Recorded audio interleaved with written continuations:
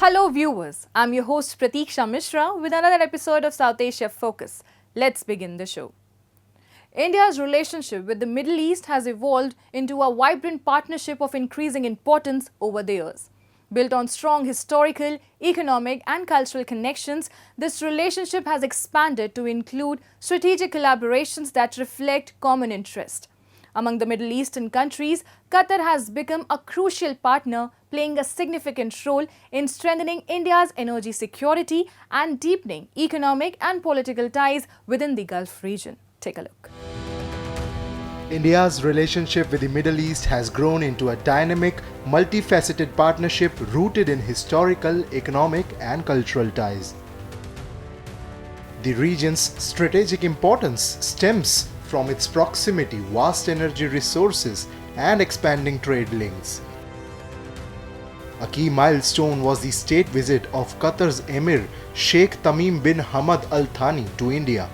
Accompanied by a high-level delegation, his visit reinforced bilateral cooperation across various sectors. During talks in New Delhi, Prime Minister Narendra Modi and the Emir exchanged agreements emphasizing strong trade ties, deep people-to-people connections, and a shared commitment to strengthening their partnership.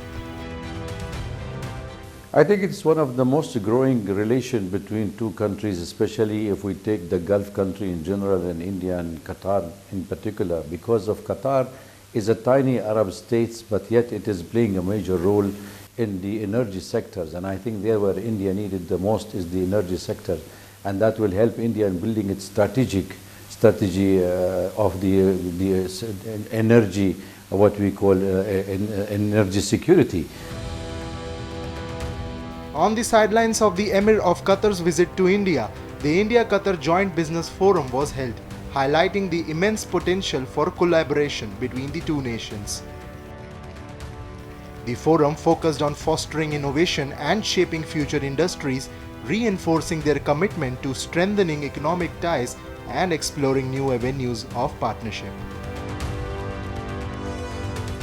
I think Qatar and India enjoyed a long partnership for many years. You know, the world today is changing dramatically in terms of trade and business, the apply of technology and AI. We are continue investing in petrochemical and oil and gas in Qatar, but also we are growing and focusing on growing the non-oil and gas business, where I think with India we can team up. The India-Qatar Joint Business Forum underscored the partnership's key role in strengthening Middle East-India ties with a vision of integrating the Middle East-Europe corridor. Both nations aim to double trade to $28 billion in 5 years and are exploring a free trade agreement. India and the Gulf Cooperation Council, we are at this moment negotiating about having a free trade agreement. As far as Qatar is concerned, both sides are exploring the possibility of signing a free trade agreement in future, and that was one of the discussions that took place in this round of talks. I think this is one of the ambitious plans. That is what India has been floating around with the United States and the Gulf, UAE and Saudi Arabia. It is a good plan. India is looking also pipelines for north-south connection corridors. The connectivity to Europe and reducing the days of the spending on the freight with the increased pressure and insecurity in the Red Sea. This can be an alternative, and I think should be utilized, should be addressed by all the parties concerned. India's ties with the Middle East have strengthened, driven by economic, strategic, and cultural links, with Qatar and the UAE playing key roles in its Gulf strategy. The recent visit of Abu Dhabi's Crown Prince Sheikh Khalid bin Mohammed to New Delhi highlighted this growing alliance, resulting in key agreements in oil, LNG, and nuclear energy. Amid shifting geopolitics, India's rising influence in the region is evident, fostering strong, mutually beneficial partnerships through shared economic goals, diplomacy, and cultural exchanges.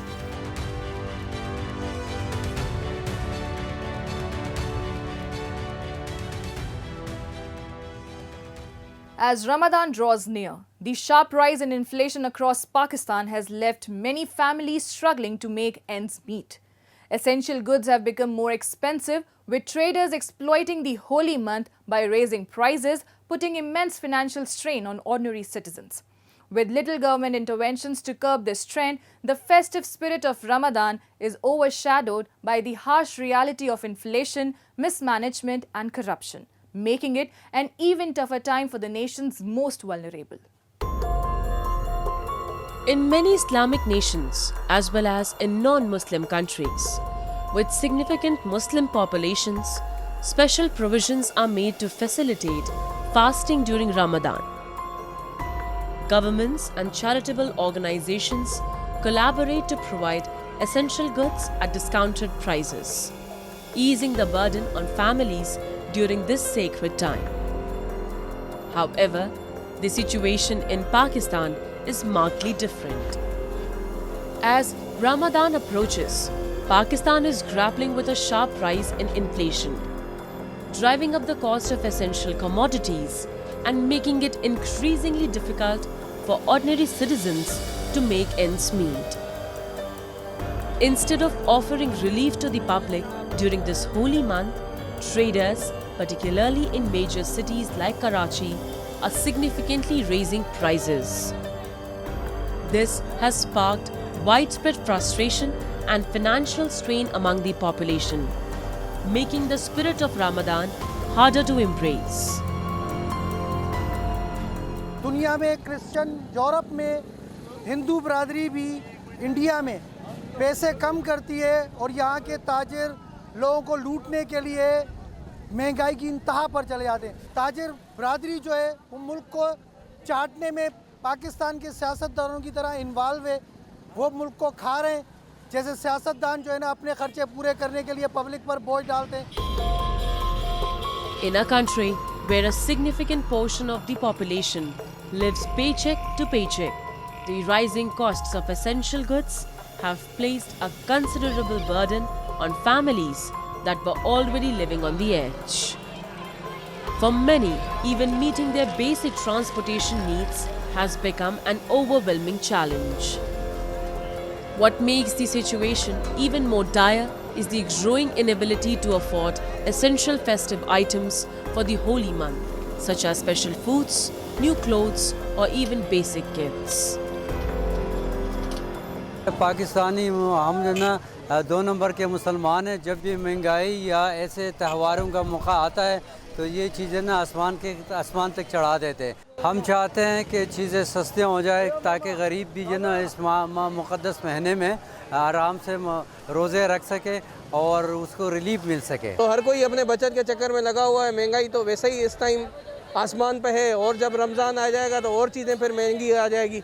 आपको तो पता है, वरना रमज़ान में special इनको packages देने चाहिए being a Muslim country के हवाले से, मगर यहाँ पे चीज़ें और ज़्यादा डबल हो जाती हैं। भाई अल्लाह खैर करे बस।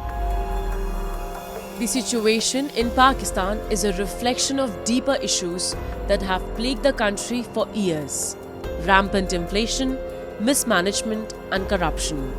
With little intervention from the government to control prices, people are left to fend for themselves, traveling long distances or going without the festive items that once symbolized this holy month.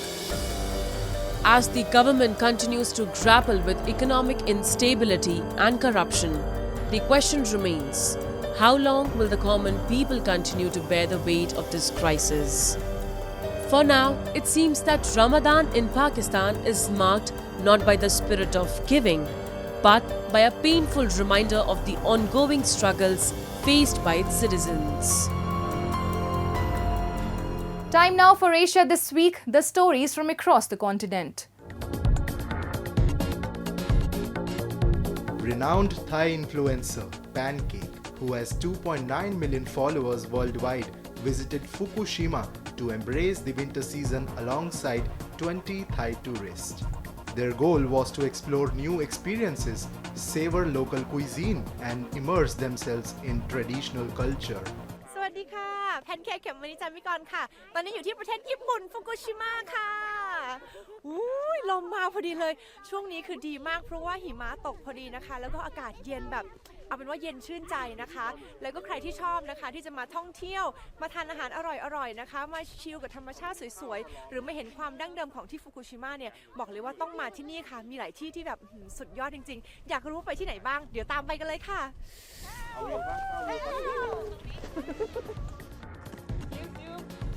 One of the trip's highlights was visiting Aochi-juku, a historic Edo-era village. Pancake and the Thai tourists enjoyed a unique tradition, eating soba noodles with a green onion instead of chopsticks, symbolizing eternal family prosperity. Upon arrival, they were greeted by heavy snowfall. Known for its powder-fine snow, Fukushima is perfect for skiing, snowboarding, and snow sliding, a thrilling first-time experience for the group. At a local strawberry farm, they sampled 12 varieties of strawberries, each with a distinct flavor. Open year-round, the farm offers visitors a chance to enjoy fresh fruit picking. Pancake promised to return back to Fukushima, while her fellow travelers eagerly anticipated skiing next winter. With its breathtaking landscapes, rich culture, and warm hospitality, Fukushima continues to captivate visitors worldwide. Since the Great East Japan earthquake in March 2011, Fukushima has made a remarkable recovery, reclaiming its status as a popular tourist destination and attracting visitors from around the world. Recently, Vietnamese influencer Khoi Lang Thang explored Fukushima to showcase its winter beauty. Hi, chào mọi người, mình là Khoai Lang Thang và hôm nay Khoai đang ở Nhật Bản, ở Fukushima. Và mọi người có thể nhìn thấy mùa đông ở nơi đây tuyết rơi trắng xóa và rất dày luôn. Và hôm nay Khoai nghĩ là Khoai sẽ có rất nhiều hoạt động, mình có thể đi bộ trong rừng, mình sẽ khám phá ẩm thực và đi ra ngoài biển nữa. Và mọi người đón chờ thử coi Khoai sẽ có những hoạt động gì ở nơi đây nha. The Vietnamese influencer experienced snowshoe trekking through 1.3 meters of snow, an exceptional sight as such heavy snowfall returned this winter after an 8-year gap. Rather than finding it difficult, he described the experience as thrilling and enjoyable. At the samurai residence, visitors can immerse themselves in a way of the samurai, gaining insight into their lifestyle and philosophy. Surugajo Castle attracts numerous foreign visitors, offering a unique opportunity to connect with the culture of samurai warriors. Every spring, the Soma region hosts a historic samurai battle reenactment where participants don traditional armor and ride horses. Karazuzaki Beachfront Park serves as a training ground for mastering horseback riding and control, allowing participants to embrace the samurai spirit. The tradition of grilling stewed seafood over a charcoal fire in the Matsuka Wara region had faded after the 2011 earthquake. However, thanks to dedicated volunteers, it was revived a decade later. The young Vietnamese influencer was captivated by Fukushima's winter beauty. His experience further fueled his enthusiasm, inspiring him to engage more frequently and passionately with his 2 million followers.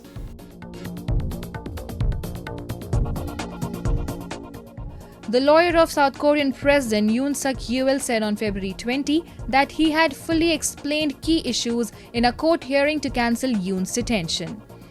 The Seoul Central District Court held the first hearing of the impeached president's criminal trial over insurrection charges following his short-lived imposition of martial law on December 3rd. Sri Lanka's economy has endured a challenging journey, but with President Anura Kumara Dissanayke's newly introduced budget, the country is focused on recovery. The budget aims to tackle the aftermath of the 2022 crisis, emphasizing fiscal discipline, economic reforms and debt restructuring. With projections of 5% GDP growth in the medium term, Sri Lanka is looking to stabilize inflation and restore a stable currency. Take a look. Sri Lanka's economy has been struggling for years, but the crisis reached its peak in 2022 when the country defaulted on its international debt for the first time in its history. the South Asian nation faced severe shortages of essentials like fuel, medicine and cooking gas, leading to widespread protest. The crisis also forced then President Gotabaya Rajapaksa to flee and resign. Since the economic collapse, the country has been on a path to recovery. In a major move to rebuild and stabilize the nation's economy, Sri Lanka's President Anura Kumara Dissanayake introduced a budget on February 17, focused on transforming the country's crisis-hit economy and preparing for debt repayments starting from 2028. In a nearly 3-hour speech to Parliament, Dissanayake pledged reforms that largely aligned with the conditions set out in a $2.9 billion IMF bailout. මෙවර අයවැය සකස් කර තිබෙන්නේ බොහෝ සීමාවන්ට යටත්ව 2022 වසරේ සිට අපි අත්විඳින ආර්ථික අර්බුදයේ බරපතලකම ගැන අප අමතක කළ නොකළ යුතුයි. බොහෝ රටවල් සුරීත්වයේ ණය පැහැරහැරීමෙන් අනතුරුව අහිමි දශකයක් ලෙස හඳුන්වන ලබන කාලයක් ඔස්සේ ගමන් කොට තිබෙනවා. ණය අර්බුදයට පත් වුණාම, ණය ගෙවා ගන්න බැරි වුණාම, රට බංකොලොත් බවට පත් වුණාම බොහෝ රටවල් ඒ රාජ්‍යයට අහිමි දශකයක් ගත කොට තිබෙනවා. දශකයක කාලයක් තමන්ගේ සියල්ල නැවත ප්‍රතිස්ථාපනය කිරීම සඳහා සැලකිලි කාලයක් ගත වී තිබෙනවා. කෙසේ වුවත් මේ වන විට අපි යම් ස්ථාවරයක් අත්පත් කර ගැනීමට සමත්ව තිබෙනවා. මේ ශක්තිමත්ව ස්ථාවර කර ගැනීම සඳහා අවශ්‍ය මූල්‍ය විනය, ආර්ථික දැක්ම සහ මඟ පෙන්වීම සහිතව මෙම අයවැය සකස් කර තිබෙනවා. The left-leaning Dissanayake, who is also a finance minister, was elected last year to fix the South Asian islands nation's economy after a meltdown in 2022 that led to its first international debt default. One of Dissanayake's critical tasks was to manage Sri Lanka's debt restructuring process. This involved negotiating with country's creditors to reduce the overall debt burden and extend payment terms. The debt restructuring negotiations were complex and involved discussions with various stakeholders, including bilateral creditors such as China and India, commercial banks, and multilateral institutions like the IMF. Fortunately, Sri Lanka has also achieved success in its efforts to a large extent. Now, with the new budget, Colombo is setting a clear path toward long-term economic stability and growth with an emphasis on fiscal discipline and strategic reforms. මූර්ත දළදේශ නිෂ්පාදිතයේ වර්ධනය 5%කට වඩා වැඩියෙන් අපි මැදිකාලීනව අපේක්ෂා කරනවා. ආර්ථික සැපයුම් ධාරිතාව වැඩි දියුණු කිරීම සඳහා අප ගණමින් සිටින ක්‍රියාමාර්ග තුලින් මිල නිසා හටගත හැකි කම්පනය අවම කර ගැනීමටත් එමගින් අඩු සහ ස්ථාවර උද්දමනයක් තවදුරටත් පවත්වා ගැනීමටත් අපි අපේක්ෂා කරනවා. සාර්ව ආර්ථික ප්‍රතිපත්ති මාර්ගයේ විශාල ජංගම ගිණුම හිගයක් පැවති යුගයට තිත තබමින් විදේශ අංශයේ ජංගම ගිණුමෙහි ස්ථාවර ශේෂයක් අපේක්ෂා කරනවා. ඒ අනුව වෙළඳපොළ මූලධර්ම මත පදනම් වූ අපගේ විනිමය අනුපාතය තවදුරටත් ඉහළ උච්චාවචනයට ලක් නොවනු ඇත. As Sri Lanka navigates through its recovery, the successful management of inflation and external balances will play a key role in fostering a more resilient economy. If inflation is managed effectively, it will help stabilize prices for goods and services, making essential items more affordable and improving the purchasing power of the population. This, in turn, can boost consumer confidence and increase domestic demand, which is vital for economic recovery. By stabilizing inflation and improving external balances, Sri Lanka's currency is expected to be less volatile. A stable currency will not only improve business confidence but also attract foreign investment, which is crucial for long-term economic growth. The residents of Pakistan-occupied Gilgit-Baltistan are facing an alarming crisis due to poor infrastructure and lack of essential services. The roads remain in disrepair, causing severe disruptions, while the contaminated water is leading to widespread health problems. The non-functional sewerage system and the absence of basic necessities like electricity and water have worsened the living condition. The roads in Pakistan-occupied Gilgit-Baltistan are in terrible shape, and the visuals show the painful reality. When it rains, the roads turn into rivers of mud, washing away parts of the path and leaving whole communities trapped. The local residents are protesting because these dangerous roads are putting their lives at risk, and under the name of renovation and construction, only paperwork is being done. ये road इंतहाई खराब है। यहाँ से आज के लिए कह रहे हैं कि हमने इतना अरबों का काम किया, कुछ भी नहीं किया है। और ये जो है हमारा जब शुरू में जिस तरह खंडरात थे, अभी वही खंडरात बन गए हैं और कोई पुरसान हाल नहीं है। न कोई मेंबर नजर आता है, न कोई यहाँ ठेकेदार नजर आता है, न कोई एनएलसी का बंदा। ये गुज़श्ता ये रोड 1 किलोमीटर का रोड है सर, 6 महीने गुज़श्ता 6 महीनों से काम शुरू किया है और खंडरात बना के छोड़ा है। The residents of POGB are enduring daily struggles due to lack of basic necessities like electricity and water. The non-functional sewage system has further worsened the situation, while contaminated water is causing serious health issues.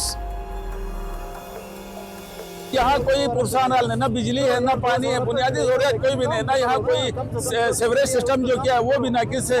और यहाँ ये बिल्कुल ही इस तरह है कि ये लोगों को जानबूझ के इस तकलीफ में रखना चाहते हैं। पानी का यहाँ इशू है, पानी ऐसा गंदा पानी पी रहे हैं जिससे हार्ट अटैक और दीगर दूसरी बीमारियों पे आप देखिए अस्पतालों में वो वहाँ इलाज भी नहीं और वो लोग वहाँ एडमिट हैं। Amidst the chaos, locals feel abandoned by authorities with no tangible solutions in sight. As the situation worsens, they continue to protest, demanding immediate action for their basic rights. Amidst the neglect, the people of Pakistan-occupied Gilgit-Baltistan continue to suffer. And with that, we come to the end of this week's episode. See you next week. Till then, goodbye and take care.